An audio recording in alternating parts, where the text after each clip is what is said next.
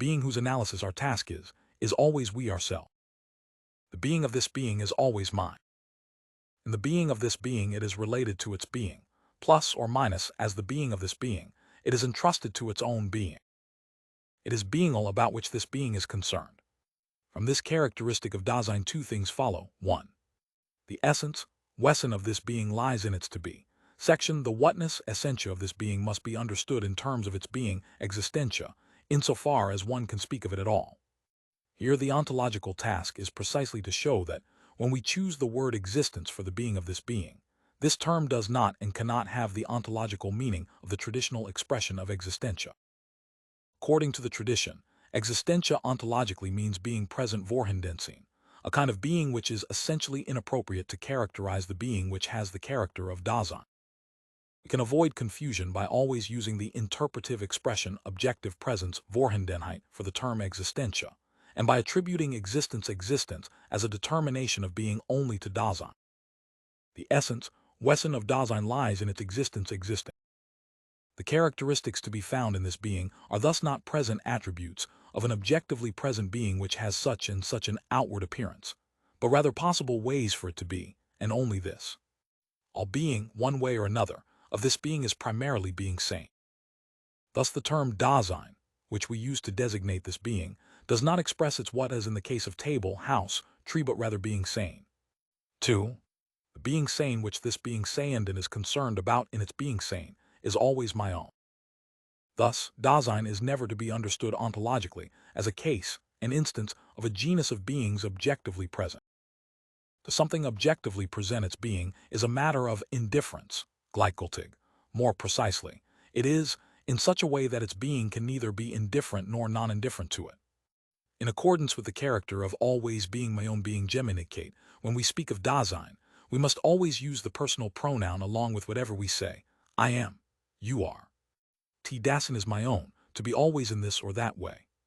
It is somehow always already decided, in which way Dasein is always my own. The being which is concerned in its being about its being is related to its being as its own most possibility. Dasein is always its possibility. It does not have that possibility only as a mere attribute of something objectively present. And because Dasein is always essentially its possibility, it can choose itself in its being, it can win itself, it can lose itself, or it can never and only apparently win itself. It can only have lost itself, and it can only have not yet gained itself because it is essentially possible as authentic, that is, it belongs to itself. The two kinds of being saints modi of authenticity eigentlichkeit and inauthenticity uneigentlichkeit, these expressions, are terminologically chosen in the strictest sense of the word, are based on the fact that Dasein is in general determined by always being mine. But the inauthenticity of Dasein does not signify a lesser being or a lower degree of being. Rather, inauthenticity can determine Dasein even in its fullest concretion, when it is busy, excited, interested, and capable of pleasure.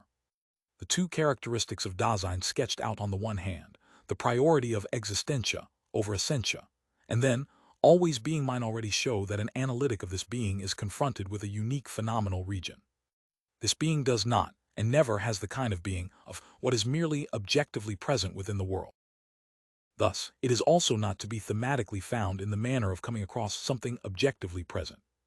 The correct presentation of it is so little a matter of course that its determination itself constitutes an essential part of the ontological analytic of this being.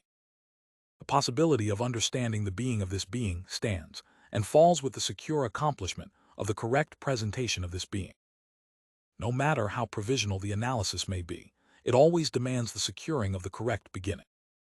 As a being, Dasein always defines itself in terms of a possibility which it is, and that means at the same time that it somehow understands itself in its being.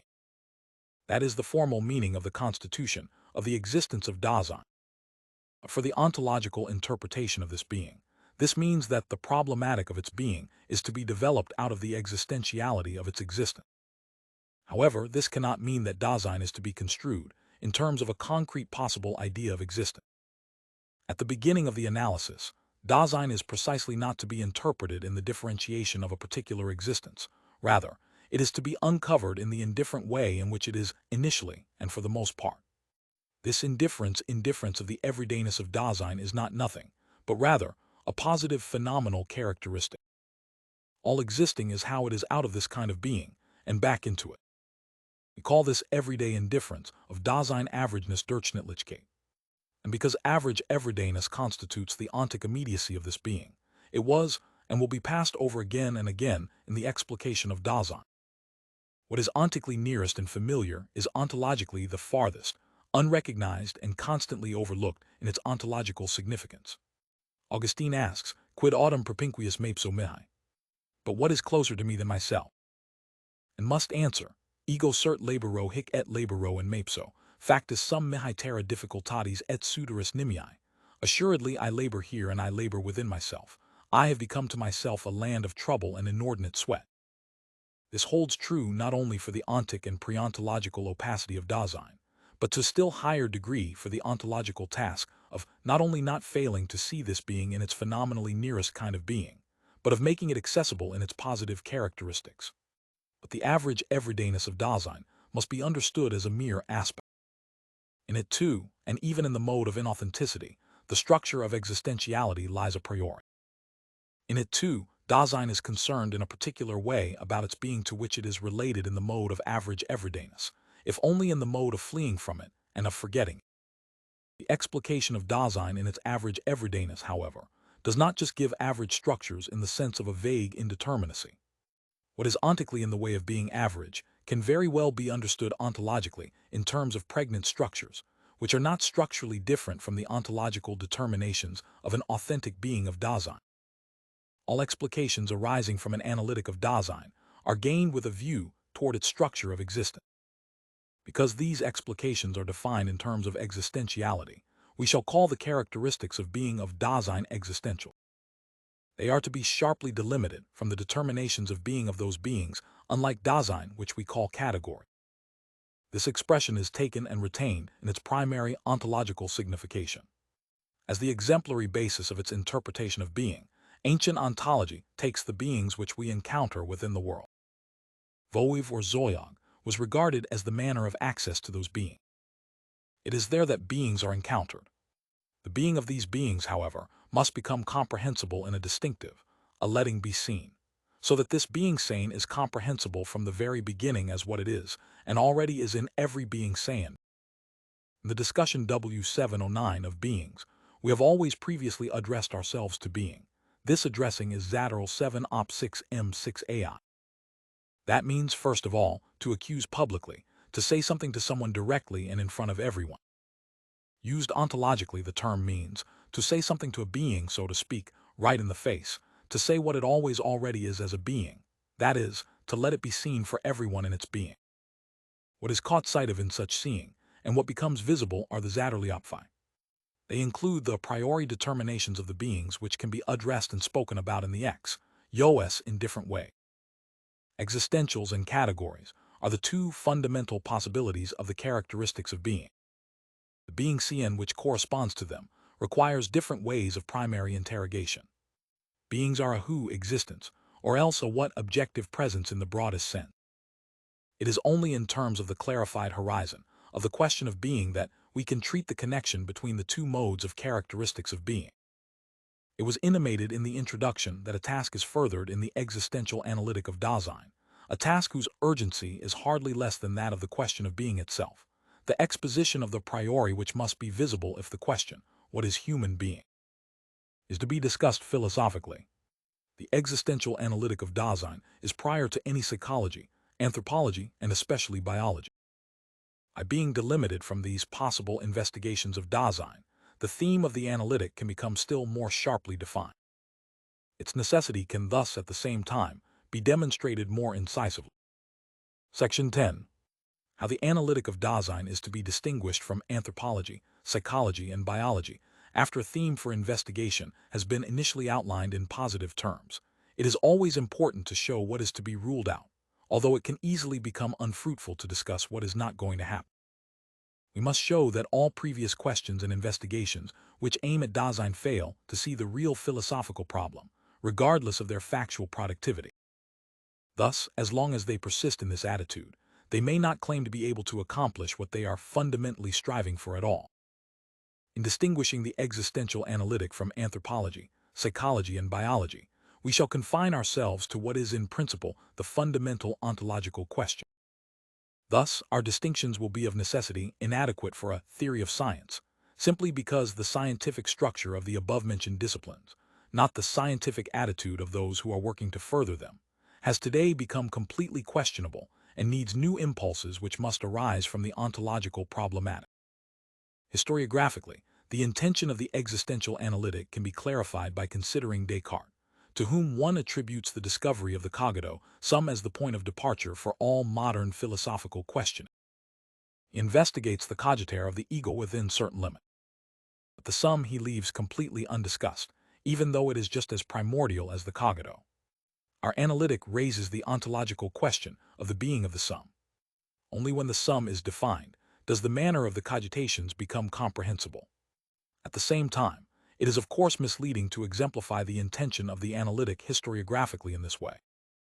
One of our first tasks will be to show that the point of departure from an initially given ego and subject totally fails to see the phenomenal content of Dasein. Every idea of a subject, unless refined by a previous ontological determination of its basic character, still posits the subjectum, vien toi vav, ontologically along with it, no matter how energetic one's ontic protestations against the substantial soul or the reification of consciousness. Thingliness itself needs to be demonstrated in terms of its ontological source in order that we can ask what is now to be understood positively by the non-reified being of the subject, the soul, consciousness, the spirit, the person. All these terms name definite areas of phenomena which can be developed, but they are never used without a remarkable failure to see the need for inquiring about the being of the beings so designated. Thus we are not being terminologically idiosyncratic when we avoid these terms as well as the expressions life, Leben, and human being, Mensch, in designating the beings that we ourselves are. On the other hand, if we understand it correctly, in any serious and scientifically minded philosophy of life, Leben's philosophy, this expression says about as much as the botany of plants. There lies an inexplicit tendency toward understanding the being of Dasein. What strikes us first of all in such a philosophy, and this is its fundamental lack, plus or minus, is that life itself as a kind of being does not become a problem ontologically. Dilthey's investigations are motivated and sustained by the perennial question of life. Starting from life itself as a whole, he attempts to understand its experiences in their structural and developmental interconnection. What is philosophically relevant about his humanistic psychology is not to be found in the fact that it is no longer oriented towards psychic elements and atoms, and no longer tries to piece together the life of the soul, but rather aims at the whole of life and Gestalt. Rather, it is to be found in the fact that in the midst of all this he was, above all, on the way to the question of life. It is true that we can see here very plainly the limits of his problematic, and of the set of concepts with which it had to be expressed. But along with Dilthey and Bergson, all the directions of personalism, and all tendencies toward a philosophical anthropology influenced by them share these limits. The phenomenological interpretation of personality is in principle more radical and transparent, but it does not reach the dimension of the question of being in Dasein either. Despite all their differences in questioning, development, and orientation of their worldviews, the interpretations of personality found in Husserl and Scheller agree in what is negative. They no longer ask the question about the being of the person. We choose Scheller's interpretation as an example, not only because it is accessible in print, but because he explicitly emphasizes the being of the person as such, and attempts to define it by defining the specific being of acts as opposed to everything psychic. According to Scheller, the person can never be thought of as a thing or a substance. Rather, it is the immediately co-experienced unity of experiencing, not just a thing merely thought behind and outside of what is immediately experienced. For the person is not a thing-like substantial being. Furthermore, the being of the person cannot consist in being a subject of rational acts that have a certain lawfulness. The person is not a thing, not a substance, not an object. Here Scheller emphasizes the same thing which Husserl is getting at when he requires for the unity of the person a constitution essentially different from that of things of nature. What Scheller says of the person, he applies to acts as well. An act is never also an object, for it is the nature of the being of acts only to be experienced in the process itself and given in reflection. 6 acts are non-psychical. Essentially, the person exists only in carrying out intentional acts, and is thus essentially not an object. Every psychical objectification, and thus every comprehension of acts as something psychical, is identical with depersonalization. In any case, the person is given as the agent of intentional acts which are connected by the unity of a meaning. Thus, psychical being has nothing to do with being a person. Acts are carried out, the person carries them out. But what is the ontological meaning of carrying out? How is the kind of being of the person to be defined in an ontologically positive way? But the critical question cannot stop at this. The question is about the being of the whole human being, whom one is accustomed to understand as a bodily soul-like spiritual unity. Body, soul, spirit might designate areas of phenomena which are thematically separable for the sake of determinate investigations. Within certain limits, their ontological indeterminacy might not be so important. But in the question of the being of human being, this cannot be summarily calculated in terms of the kinds of being of body, soul, and spirit which have yet first to be defined. And even for an ontological attempt which is to proceed in this way, some idea of the being of the whole would have to be presupposed. But what obstructs or misleads the basic question of the being of Dasein is the orientation thoroughly colored by the anthropology of Christianity and the ancient world, whose inadequate ontological foundations personalism and the philosophy of life also ignore. Traditional anthropology contains the following: 1. The definition of human being, tilde uv zoyav exav in the interpretation, animal rationale, rational life. The kind of being of the tilde wav, however, is understood here in the sense of being present and occurring. The V709 is a higher endowment, whose kind of being remains just as obscure as that of the being so pieced together. 2. The other guideline for the determination of the being and essence of human being is a theological one. Kai I7 Lev O1 E69 Avaput of Kadi EU over ep of Zykai O micro OFW RNV. Faciamus hominum ad imaginum nostrum et similitudinem nostrum. From this, Christian theological anthropology, taking over the ancient definition, gets an interpretation of the being we call human being. But just as the being sane of God is ontologically interpreted by means of ancient ontology, so is the being of the ens finitum, to an even greater extent. The Christian definition was detheologized in the course of the modern period. But the idea of transcendence, that human being is something that goes beyond itself, has its roots in Christian dogma, which can hardly be said to have ever made an ontological problem of the being of human being. This idea of transcendence, according to which the human being is more than a rational being versed in Deswesen, has elaborated itself in various transformations. We can illustrate its origin with the following quotations. His proclaris dotibus excelluit prima hominis conditio, ut ratio, intelligentia, prudentia, eudicium, non modo ad tyranni vidi gubernationem supererent, sed quibus transcenderit usque ad diem et eternane felicitate. 8. For the fact that human being looks toward God and his word clearly shows that according to his nature he is born closer to God, is more similar to God, is somehow drawn toward God, that without doubt everything flows solely from the fact that he is created in the image of God. 9. The sources which are relevant for traditional anthropology, the Greek definition and the theological guideline indicate that, over and above the attempt to determine the essence of human being, as a being, the question of its being has remained forgotten. Rather, this being sane is understood as something self-evident in the sense of the being present of other created things. These two guidelines intertwine in modern anthropology, where the res cogitans, consciousness, and the context of experience serve as the methodical point of departure. But since these cogitations are also ontologically undetermined, or are again inexplicitly and self-evidently taken as something given, whose being is not a matter of question, the anthropological problematic remains undetermined in its decisive ontological foundation. This is no less true of psychology, whose anthropological tendencies are unmistakable today. Nor can the missing ontological foundations be replaced by building anthropology and psychology into a general biology. In the order of possible understanding and interpretation, biology as the science of life is rooted in the ontology of Dasein, although not exclusively in it. Life has its own kind of being, but it is essentially accessible only in Dasein. The ontology of life takes place by way of a privative interpretation. It determines what must be the case if there can be anything like just being alive. Life is neither sheer being present, nor is it Dasein. On the other hand, Dasein should never be defined ontologically by regarding it as life, ontologically undetermined, and then as something else on top of that. in suggesting that anthropology, psychology, and biology all fail to give an unequivocal and ontologically adequate answer to the question of the kind of this being that we ourselves are. No judgment is being made about the positive work of these disciplines. But on the other hand, we must continually be conscious of the fact that these ontological foundations can never be disclosed subsequently from empirical material by the use of hypotheses. Rather, they are always already there, even when that empirical material is only collected.